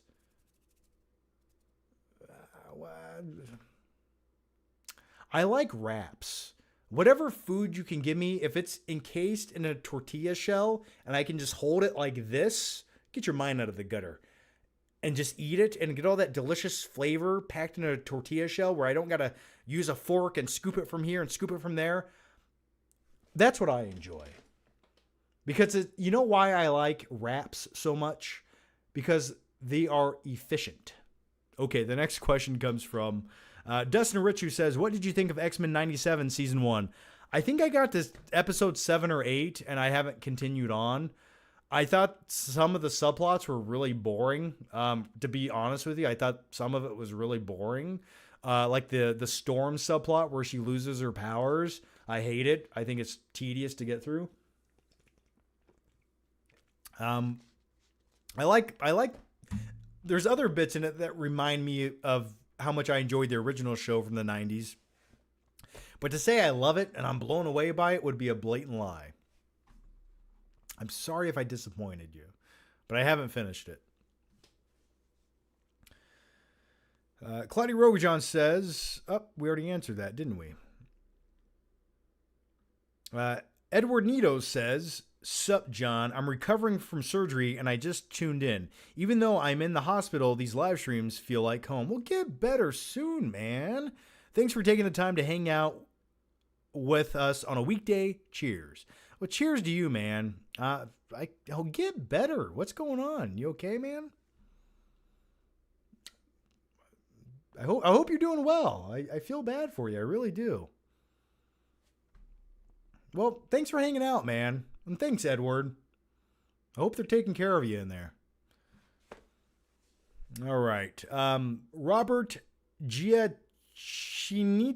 The fucking names, I swear. It's just a culmination of letters that don't make any sense. John, I want to hear your skin. John, I want to wear your skin like a suit respectfully. You can for the right price. That's one perk on my Patreon. You can only wear it for 5 minutes. No rough stuff. The next one comes from Night King 01, who says, Brazil came out in 1985. It's the aesthetic that inspired a lot of films, most importantly Batman 89. They even ripped some shots directly from Brazil. Dystopian sci-fi, weird visuals, crazy satire, and again, Robert De Niro in a jumpsuit illegally fixing ACs. Why does that not ring a bell? Panic Nation says, John, you're looking like Shaun White with the glasses. I'm seeing DP tomorrow, and I missed your thoughts. Help me get hyped, man. Oh, my thoughts are at the beginning of this live stream. Just scroll that shit back and watch. It's all there. Quite enjoyed it. I think you'll love it. If you wanted a Deadpool and Wolverine movie, you're going to get that. You're going to get that plus some. But also, one little tidbit I want to add. Sometimes they subvert expectations, but then they surprise you in other ways. I'll put it like that. Jonathan Diaz says, are you a shrooms guy? No, I'm not. I'm not a shrooms guy. Okay. What I'm going to do now, real quick, is I'm going to get a little bit feisty. We're going to change it up just for a few minutes, and I'm going to do a couple unboxings. So what happens is, because studios like free publicity, they sent me a couple boxes filled with swag so I'd promote their movies. And that's exactly what I'm going to do now, because I like little tchotchkes, and they make me feel better about who I am and what I'm doing in life, and I'll sell my soul to the devil for the right price. So with all that said, this one's pretty cool. So let's do an unboxing of the Fall Guy box. Oh, God. I'm not lying. This thing probably weighs like 37 pounds. Look at this thing. Look at this box. Sweet stuff, isn't it? Okay, so real quick, The Fall Guy is a movie that I thought was fine. I really did. I thought it was okay. But the fact that it cost so much money, I understand why it bombed. And it was an original movie, but it's one of those movies that should not have cost $200 million or whatever. It should have cost $50 million tops. And it definitely, if a movie like this was a Netflix original, I would say, oh, that's a really good Netflix movie. I think that's perfect, fine, all day. But I like me some Ryan Gosling. And check out this. Check this out. Now, speaking of Ryan Gosling, look at this is his stunt jacket from the movie. It's his jacket from the movie. And this is like, it feels nice. It's like not cheap. And it kind of reminds me of, speaking of him, it reminds me of the Drive jacket ever so slightly. It kind of feels the same. It's shiny. It's form-fitting, and it does make me feel kind of like a badass. I like the way it fits. Look at that. I think it looks good on me if I say so myself. My mom would call me handsome. Let me pull the chair up. Here we go. Yeah, someone just said insane drip. Thanks, man. I love this shit. This feels good. I like it. Ooh, damn it. You guys came here for movies, but I'm going to give you something else. All right, let's go to the next one. So there's a whole bunch of swag in this box. I won't bore you with everything unless you want to be bored with it. There's some headphones. Some like just Bluetooth headphones. Oh, this is pretty cool. You got a clapper in here, and it's got Fall Guy candy in it. That's pretty sweet. Ooh. They put fucking Sour Patch Kids in here. Yeah, did I mention Fall Guy is the best movie ever made? Definitely go check it out. 5 out of 5 stars. All right. The next thing that they put in here. Oh, a hat. I got a Fall Guy hat.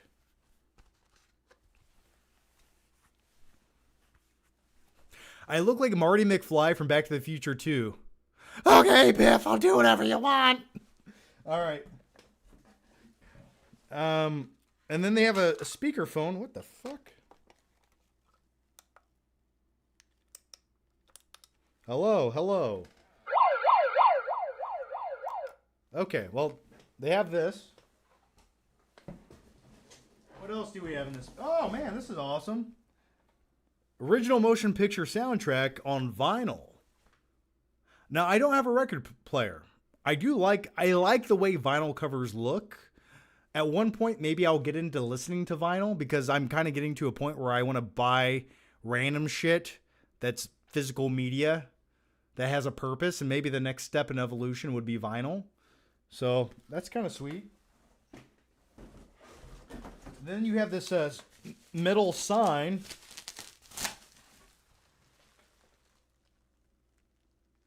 It's a stunt team sign. It's pretty sweet. What do you guys think about Fall Guy? If you've seen it, let me know. Oh, blue blocker glasses. I have more glasses to wear for you guys.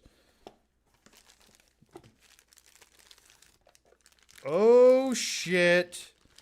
Okay, let's check these out. Let's check these bad boys out. Oh, if I didn't look like a douchebag already, I definitely do now. Let me take the hat off, though. I want to look like a badass. Huh? What do you think about the glasses? They make everything a little bit too orangey and red. It's really hard to read things, so I'm going to have to take them off for a minute. But sweet glasses. What else do we got? Here's a cup. I got a cup.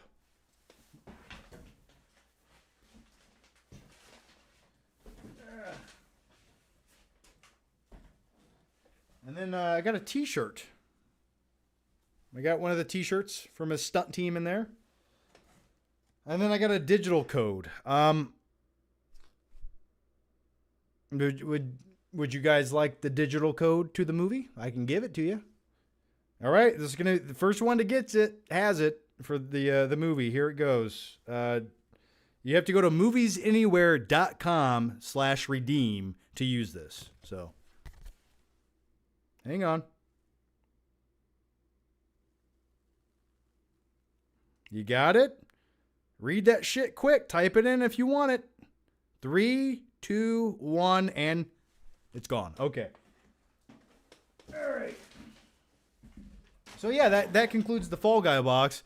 One of the better promo boxes I've ever received. So I hope that fulfilled my obligation in sharing it with the Fall Guy, which is available to digitally watch and stream, and it's a pretty good mediocre movie. I like Ryan Gosling and Emily Blunt.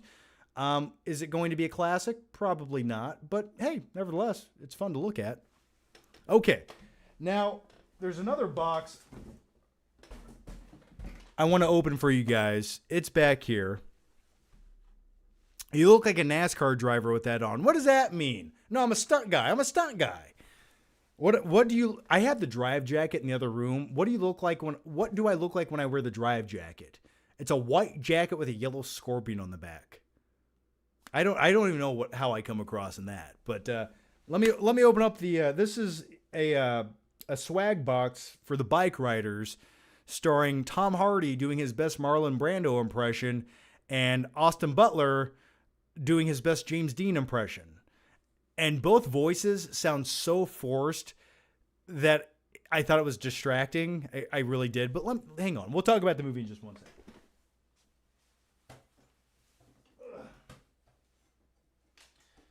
Now, they sent a book, the Vandals book, which is pretty sweet. That's a nice hardback book. But the coolest thing they sent when it comes to this movie, and if you've seen The Bike Riders, let me know what you think about it. I did watch it. I thought it was, here's how I feel about it. Now, shit, if they're watching right now, they're going to be really disappointed in me. I gave it, and just hear me out for a second. I gave it a rotten score on Rotten Tomatoes, and I'm going to tell you why. I think this movie had the potential to be better than it was, but it sort of, in every aspect that I wanted it to excel and be better, it just sort of wasn't. It just felt like there was no pulse to the movie. It just felt like you have all these extra background characters that you don't get to know. And then you have Austin Butler doing his Austin Butler pretentious voice that he does. He's been doing it since Elvis. Like, and then Tom Hardy in this movie. Yeah, I don't know. What did you do about it? And it feels like a Scorsese-esque film, but like someone trying to imitate a Scorsese film, like Goodfellas, for example, but not quite getting it. So those are my thoughts on Bike Riders. Not to say there wasn't some cool scenes in the movie, and I like a 1960s like biker gang movie, but I just could never probably rewatch it again, and that's the honest truth. John, I need more of you in my life. Well, I'm right here, right now. So suck it all up while you can. And if you can't suck enough of it up, go get a sponge and a bucket. All right, so here we go. Check out this cooler that they sent me. Look at this heavy, fucking awesome cooler. You can put a 6-pack in there. All right, let's open this bad boy up. So you have like this is plastic, by the way. You have like a plastic whiskey glass. And then speaking of whiskey, you got this little flask, rubber coated, kind of sweet. And then you got like a biker bandana. Then you have like a wallet with a chain on it to keep the biker vibe alive. I mean, it's definitely a very thematic box. Oh, shit. Speaking of jackets, okay. Listen, once again, I know you guys came here to watch a guy talk about movies, but you're just watching a guy play dress up at this point. And I will answer a few more questions in a second. But let me take this bad boy off. Ooh, yeah. Hang on.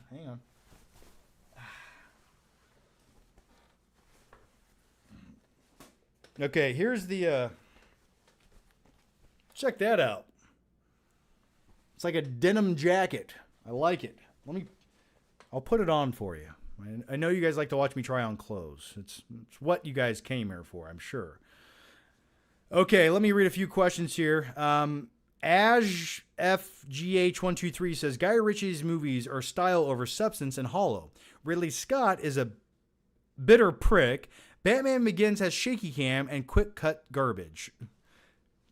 Well, I don't disagree with a lot of things that you're saying. I don't think Batman Begins is garbage, though I think the quick cuts are a detriment to the film. But you have to understand why they have quick cuts in the movie. Now let's logically think about it stylistically, okay?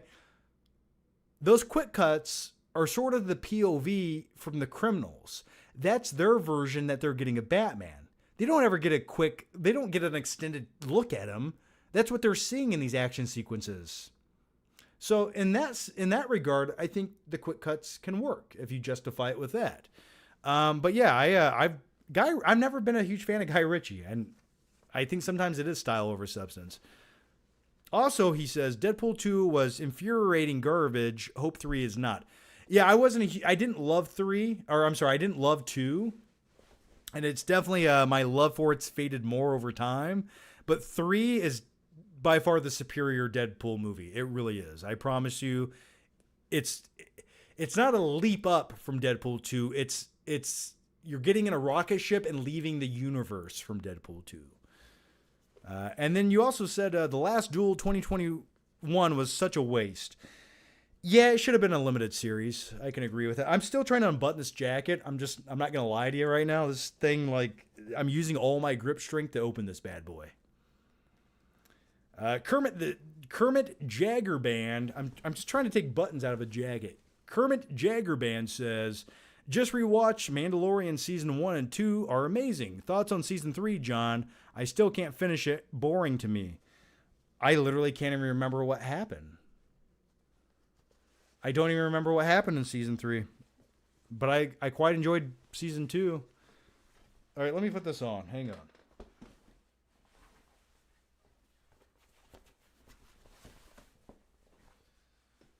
Check it out. You like it? All right. I feel like James Dean already. It smells like it came from it has like the BO of a biker a little bit. Like that musty smell. I kind of like it though. I do. Okay, the next one comes from, I just woke up with 8 Ps. Will you film a day in your life vlog again? Love those. A day in my life vlog would be very different than it once was. I don't know if it would be entertaining. That wouldn't be a bad idea. Maybe you guys could get a glimpse of what I do all day. But it's not what it once was. I promise you that. It's a little more adult oriented. I would say sometimes it's actually really sometimes it's interesting, my days.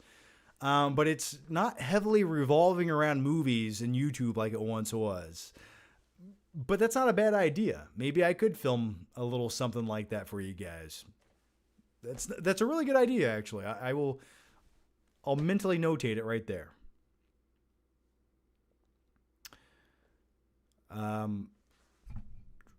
Bro, Bike Riders was empty as she, just nothing. Yeah, I agree. Bike Riders felt kind of hollow. It felt like it had it had all the surface level things that you wanted to see, but just underneath, nothing underneath, which was really disappointing. I really did expect a little bit more from the movie. Not a terrible movie, but just a forgettable one. Okay, let's go to the next question here. I think I'm going to answer just a few more questions. It is getting late. It's 12:40. I should have been in bed an hour and a half ago. I am an old man. Please forgive my sins against humanity. Looks legit. Well, thanks, man. Thank you for that.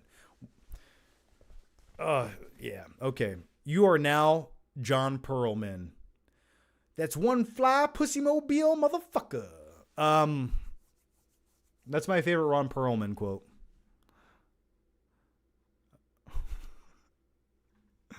I know you didn't mean Batman Begins is garbage. It's okay. That would be a great video idea. You talking about the differences between YouTube life and regular life. That would be a great video. Maybe that's a gold star idea, man. It really is. I might just do that for you guys. I think that'd be a good transition, like a good vlog video for this channel to really just update you guys on my personal life these days. What's going on? I'll do that because there's a lot I'd like to share with you. You want to know one really odd fact about me of late? I've really gotten into landscaping. And it's not even like I enjoy landscaping projects. I find it therapeutic, cathartic, and it relieves stress. That's what I do nowadays. I pick up a shovel and I like to spread mulch. It's pure. Bruce Cook says Guy Ritchie swept away with Madonna, no style with complete lack of substance. I love your cosplay, John. Keep undressing. I save the good stuff for my OnlyFans. You guys know that. Rubber Rocky says, Austin Butler fake voice that he does kind of sounds like Gary Busey to me. I can't stand him and his fake voice. I'm Gary Busey. Yeah, put it out of the box. You gonna ride motorcycles or something? I don't want that. I don't want that responsibility. Yeah, I get it. It's pretentious as fuck. Who Goes There says, what do you think of synopsis for my script after two best friends join the Marine Corps? The horrors of war drive one of them mad, causing him to go rogue, while the other is given orders to locate and eliminate his former comrade and best friend. That sounds fun. It sounds cool. It sounds like a movie I've seen before, though. Maybe I need the... I think I need the tone. What's the tone? Give me the closest, best comparison of another movie that this would be like. Can you give me that? All right. Jonathan Diaz says, dude, you are an absolute treasure. I'm the only child, and you've legitimately been a big brother figure for a few years. Never fucking change. Well, man, thank you for that. Thanks for that, man. I don't know if I'm a good influence. I like to think I'm not, but take it how you will. But I do appreciate that, man. You know, that's one thing I always wish I had was a big brother. Never had it. Got a couple little brothers, but never had a big brother. Could have used that stuff. But thanks for that, man. I'll take it. I'll be your spiritual big brother. I'm looking after you, man. I got you. But thanks, man. Thanks, Jonathan. I'm going to give you a little nookie now. And steal your lunch money. Hey, there's consequences to this. I want you to understand that. Q Reviews says, and very generous super chats from you guys tonight. Thank you guys so much. It does help expedite the journey back to YouTube. I will be honest with you. Let me take this off. I never like the feel of denim on my arms. Makes me feel all Canadian-like. Okay. That feels better. Okay. Here we go. Q Review says, hey, John. Hey, You seen Tell Them You Love Me on Netflix. Tell Them You Love Me on Netflix. It's about a special full needs patient and her therapist has an affair with him. It's pretty messed up. Also, check out The Perfect Wife on Hulu. Great documentaries. Love you, John. Documentary. I said documentaries. Documentaries.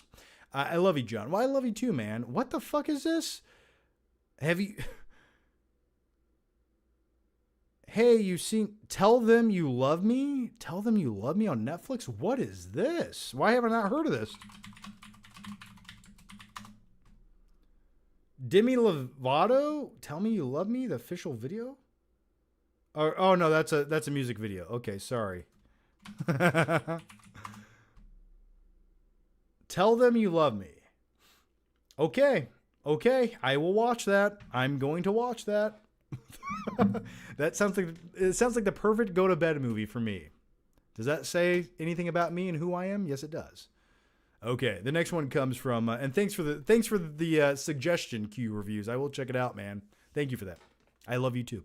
Rubber Rocky says, "What celebrity do you think has the worst plastic surgery?"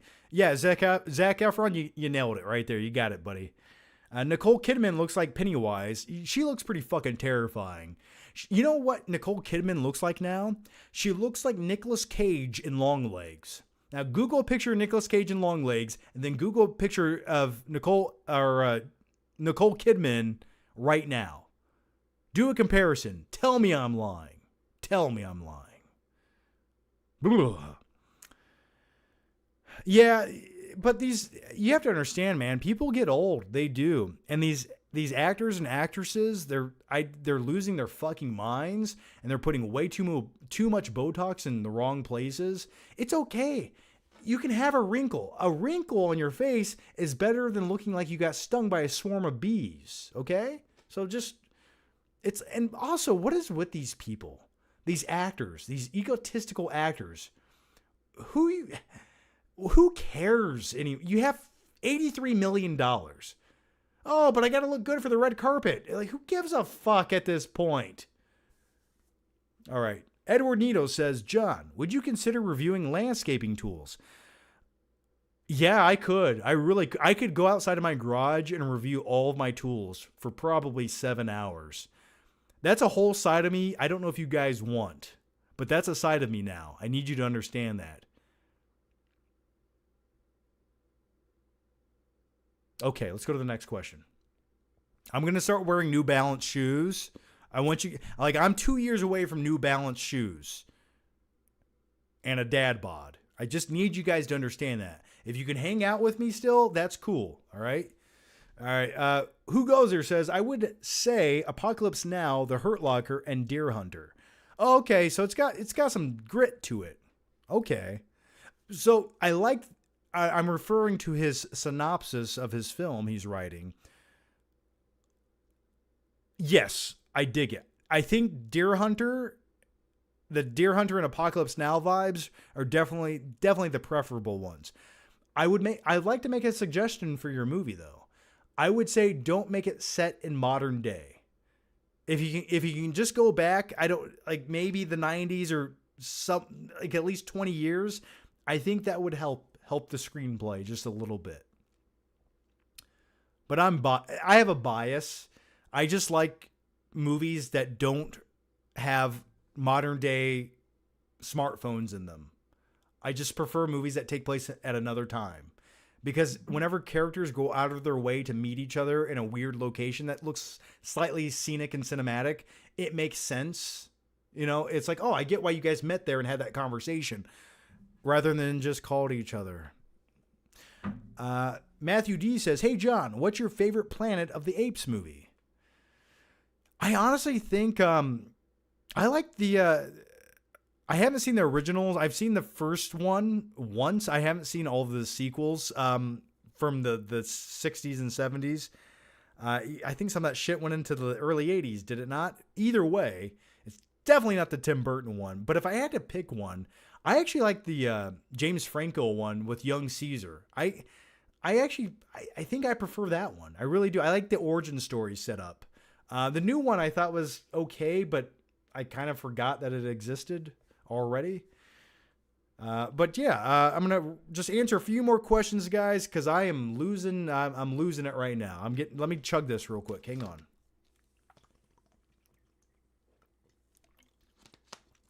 And I'll just slap myself like the guys in Over the Top.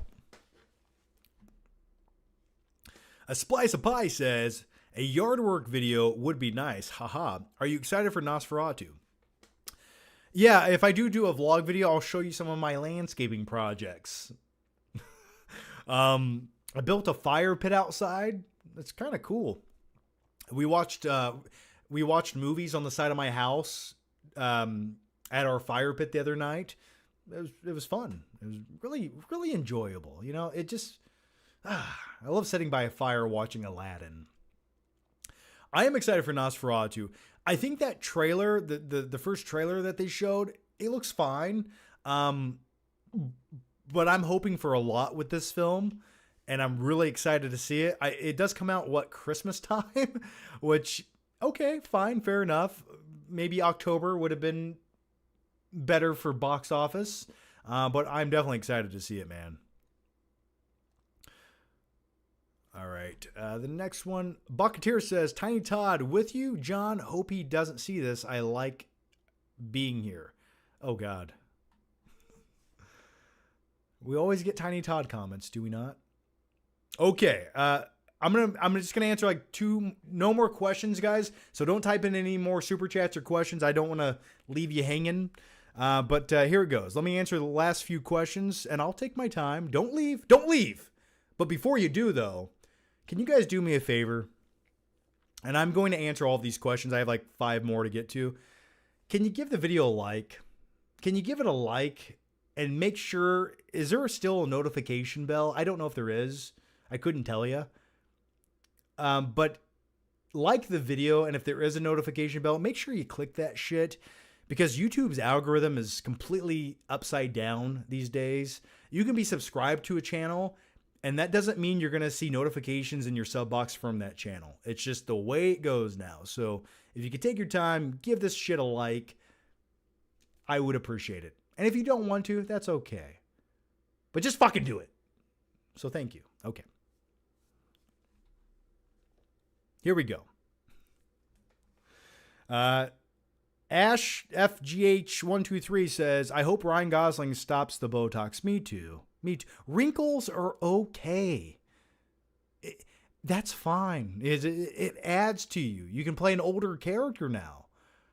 You don't have to play someone who looks like they're filled up with helium. It's better. You look like a human being. Okay. Rebel Rocky says, don't you miss 2016 YouTube? Everything feels so fake now. Were you ever offered a full-time job at Collider Movie Talk? ? Who are some of your faves of the movie reviewers, schmoes, Johns, etc.? Excuse me. Yeah, 2016 I think was sort of one of the last great pure years for the YouTube community, the YouTube movie community. Like I would say 2013 to 2016 for me was, I think, the most fun, creatively speaking. And I do miss it, man, quite a bit. It feels like a lifetime ago, you know, and it was only like 8 years ago. But so much has happened. I was never offered a job at Collider Movie Talk, never once. I was offered to be a guest, I think maybe once or twice, and I just couldn't get to LA to do it. But I was offered a gig at Defy Media, the Screen Junkie side of things, and I did host one of the Screen Junkie Plus shows for a couple seasons over there, and did some stuff on that with movie fights. But yeah, nothing too involved with the Collider side of things. Some of my favorite movie reviewers, just all the typical people. You know, if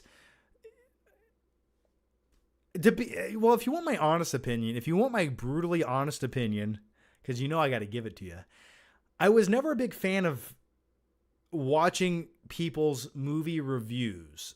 If I just saw a talking head movie review, I rarely went out of my way to watch that or praise that type of content, but I always liked the more conversational videos about movies. So it didn't, like, if it was the Schmoes or Jeremy Johns or Stuckman or whatever, I always liked when there was like more of a conversational thing happening. I just, the standalone movie reviews where someone's talking to the camera like this, it's just never been my favorite format, you know? So I always like when there's more of a dynamic at play with more people having a discussion. But yeah, man, those guys are all my buddies back in the day. And so I do miss it. I do quite a bit. But life goes on. People change. People grow, and that's life, isn't it? So anyway, I do want to say thanks to some of the YouTube members for chiming in here. We had Bucketeer, who says shotgun in 215 to shotgun to 215. No, dude, I'm at 3.5% battery right now, and I'm glitching the fuck out. So. Whew. All right, so I think I'm going to wrap it up there. I do want to say, guys, thanks for hanging out tonight. Thanks for just sticking around for another live show. I hope it was fulfilling, informative, and, I don't know, titillating to some degree. But nevertheless, leave your thoughts, your opinions down below. And I'll see you guys on the next one. I promise you we will try to do these weekly from this point on. It's just too much damn fun. All right, thanks for watching, guys. I'm going to bed now. Have a good night. And I'll see you next time.